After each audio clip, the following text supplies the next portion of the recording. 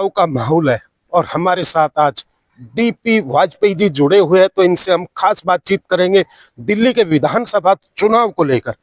DP Vajpayee ji क्या कहेंगे? दिल्ली में विधानसभा चुनाव है। आम आदमी पार्टी की बात करें, उन्होंने अपने उम्मीदवारों की घोषणा कर दी। कांग्रेस ने भी कुछ उम्मीदवारों की घोषणा कर दी। भारतीय जनता पार्टी ने खैर अभी तक नहीं की, मगर चुनाव की घोषणा से पहले जिस तरह जो दिल्ली की सरकार है और जो पूर्व मुख्यमंत्री है, वो घोषणा पे घोषणा करे जा रहे। गुरुद्वारों के ग्रंथ हो, या फिर मंदिर के पुजारी हो, या फिर महिलाओं का सम्मान की बात हो, या ऑटो वालों की बात हो, क्या कुछ कहेंगे? अभी दिल्ली के जो घोषणा करने वाले मुख्यमंत्री जी हैं, उन्होंने मंदिरों के पुजारियों के लिए, ग्रंथियों के लिए मानदेय देने की एक घोषणा की है। मैं इस घोषणा का स्वागत करता हूं। अच्छी बात कहीं से भी आए, हमारी संस्कृति में उसका स्वागत होता है।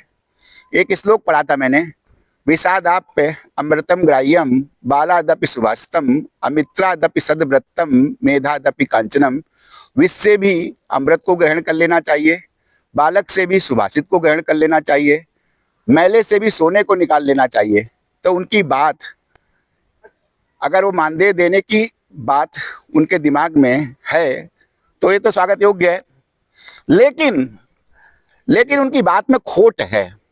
जब उन्होंने 10 वर्ष से इस प्रदेश में हुकूमत कर रहे हैं, जब उन्होंने मस्जिद के मौलवियों को मानदेय देने की योजना शुरू करी थी, तभी उनके दिमाग में मंदिर के पुजारियों का, ग्रंथियों का, और मैं तो और भी बात कहता हूँ, बौद्ध मंदिर के भंतों को, जैन मंदिर के व्यवस्थापकों को और चर्च के पादरियों को ये देने की दिमाग में क्यों नहीं आया था?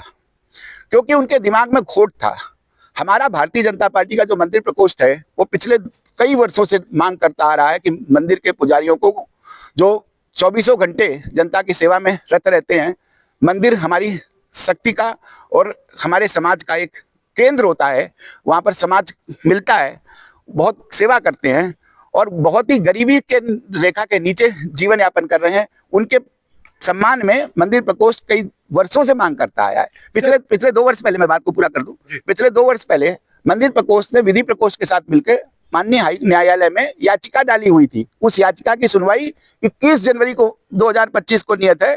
उसके भय में आके केजरीवाल जी ने मंदिर के पुजारियों को और ग्रंथियों को देने की घोषणा की है, और इस घोषणा में भी बौद्ध भंतों को छोड़ दिया गया है, जैन मंदिर के पुजारियों को छोड़ दिया गया है, चर्च के पादरियों ने को छोड़ दिया है। मैं पूछता हूं केजरीवाल जी से, ऐसा अत्याचार क्यों?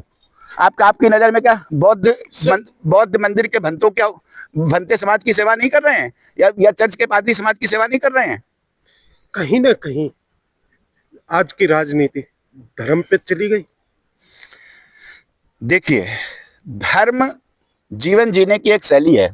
मैं धर्म की व्याख्या करता हूं, धृति क्षमा दमो अस्तेयम शौचम इंद्रिय निग्रह धी विद्या सत्यम अक्रोधो दशकम धर्मम लक्षणम। धर्म क्या है? अपने चरित्र में धैर्य का लाना, 10 उदात्त गुणों जो मैंने पढ़े, धृति, क्षमा, फॉरगिवनेस, अस्तेयम, नॉन स्टीलिंग, इस तरीके के 10 सद्गुणों का चरित्र में लाना धर्म है। मैं तो चाहता हूँ राजनीति हमेशा धर्म के रास्ते पे चले। जब राजनीति धर्म के रास्ते से विचलित होती है, तभी वो भ्रमित होती है, पद्दलित होती है। वाजपेयी जी अगर बात करें, जिस तरह मस्जिदों में जो बैठे थे उनको सैलरी दी जा रही थी, मगर वो सैलरी वक्फ बोर्ड के द्वारा दी जाती है, पहले से ही देते आ रहे। कहीं ना कहीं लगता है कि उस टाइम पे भी गुमराह दिल्ली की जनता को किया कि हम उनको सैलरी दे रहे। देखिए, जो इस दिल्ली के मुख्यमंत्री हैं, सर जी हैं, वो अति चालाक हैं। मैं उनको चतुर कौवा कहता हूं, और उनकी पार्टी के लोगों को भी चतुर कौवा पार्टी कहता आया हूं। ज्यादा चतुराई वो दिखा रहे हैं। इनफैक्ट उन्होंने तो मस्जिद के मौलवियों की भी सैलरी पिछले कई वर्षों से रोक रखी है, 17 महीने से रोक रखी है, और मौलवी लोग भी उसके आंदोलन कर रहे हैं। तो उनके मनसा साफ नहीं है, नीयत साफ नहीं है, नीयत में खोट है। अब जब उनको लगने लग गया है कि गवर्नमेंट जा रही है, उनकी सरकार जा रही है, तो जो डूबता हुआ जो दीपक होता है ना, काफी भभकता है, तो भभक रहा है वो। कहीं ना कहीं लग रहा है कि अगर भारतीय जनता पार्टी के कार्यकर्ता हो या पदाधिकारी हो, जिस तरह आम आदमी पार्टी जो योजना ला रही, उनको लेकर दुख नजर आ रहा। भाई साहब, हमने तो कहाँ दुख व्यक्त किया, हमने तो स्वागत किया। अगर अच्छाई कहीं से भी आए, अगर कोई चीज दे रहे हैं तो पहले उस नियत में खोट है, उनको देना चाहिए था। यह चीज जाती हुई सरकार के मुंह से शोभा नहीं देती। शिवराज सिंह चौहान जी ने जब महिला सशक्तिकरण के लिए कोई चीज घोषित की थी तो पहले से देना प्रारंभ किया था। हमारे एकनाथ शिंदे जी ने जब महाराष्ट्र में महिला सशक्तिकरण के लिए गृहलक्ष्मी योजना लाए थे तो पहले से देना प्रारंभ किया था।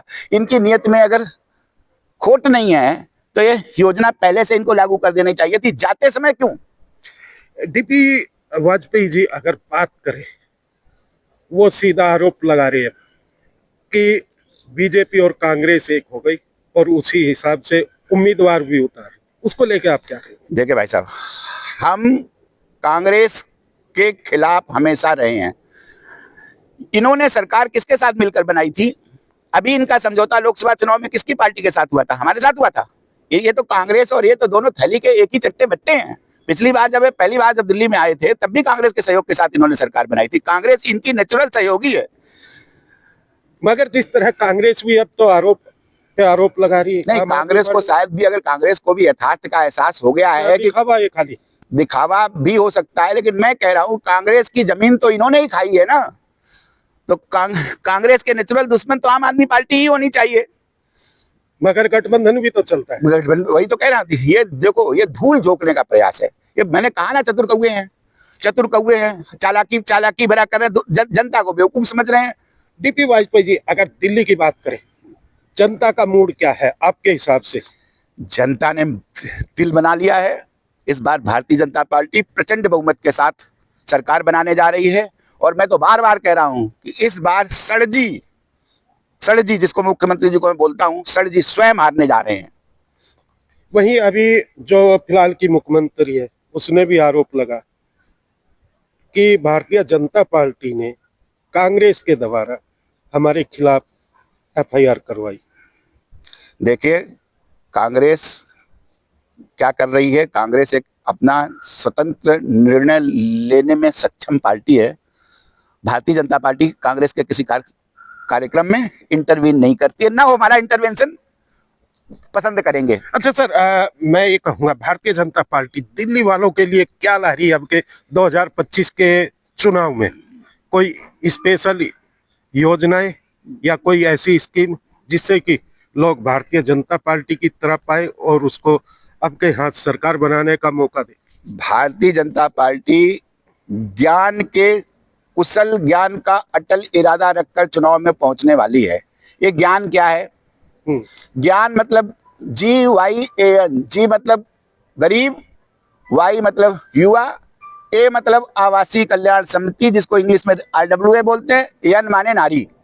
हम इन चारों सेगमेंट्स के संपूर्ण विकास के लिए जो योजनाएं संभव है, फाइनेंशियल बजट में दिल्ली सरकार का बजट आज 75,000 करोड़ का है। हम उम्मीद रखते हैं हमारे अच्छे से टैक्स प्रबंधन में ये बजट भी बढ़कर 90,000 करोड़ होगा। उस 90,000 करोड़ में हमारी कुछ प्राथमिकताएं हैं।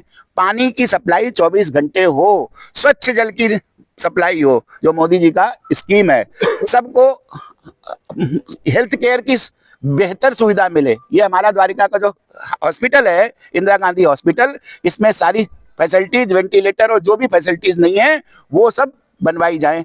ये सब हमारे घोषणा पत्र का हिस्सा होने जा रहा है और ये तो हमारे अध्यक्ष जी बहुत जल्दी घोषित करेंगे। चलते चलते दिल्ली वालों के लिए क्या संदेश होगा आपकी तरफ से? नहीं चलेगा झूठा वादा, कुशल ज्ञान का अटल इरादा, गरीबों के, युवाओं के, आवासीय कल्याण समितियों के और नारियों के संपूर्ण सम्मान में मैं समर्पित भाव से सेवा करने के लिए प्रतिबद्ध हूँ। चलिए, आज हमारे साथ थे डीपी वाजपेयी जी। हमने इनसे दिल्ली को लेकर और मटियाला विधानसभा को लेकर मुद्दों पे बात की। इन्होंने सब कुछ बताया कि किस तरह जो 10 साल की सरकार थी उसने क्या विकास कार्य किए और अब दिल्ली की जनता का मूड क्या है। ये खैर अब चुनाव की घोषणा जल्द होने वाली है, उसके बाद जिस तरह आम आदमी पार्टी ने अपने प्रत्याशियों की घोषणा करी रखी, वहीं कांग्रेस ने भी कुछ प्रत्याशियों की घोषणा कर रखी। अब भारतीय जनता पार्टी अपने प्रत्याशियों की घोषणा करती है, उसके बाद देखने वाली बात होगी कि जनता का आखिर मूड क्या बनेगा। हर खबर से आजाद तुम।